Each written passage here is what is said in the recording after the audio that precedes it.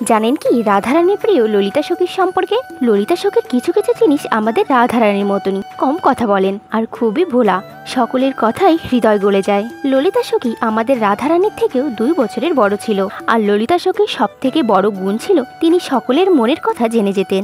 এমনকি আমাদের রাধারানীর মনেও কি চলছে আর কি ওনার ইচ্ছা, আর ইচ্ছা অনুসারে কি করা যায় সকল যোজনাই আমাদের ললিতা সখী করতেন।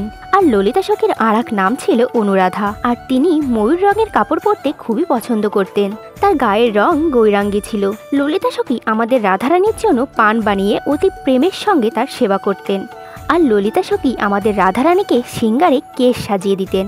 আর সব থেকে বড় কথা, যদি কুঞ্জে প্রবেশ করতে হয় তাহলে ললিতা সখীর শরণ তো অবশ্যই নিতে হবে, কেননা কুঞ্জে প্রবেশ করতে হলে কাকে প্রবেশ করবে কাকে প্রবেশ করাবে না সবকিছুই নির্ণয় করেন আমাদের ললিতা সখী।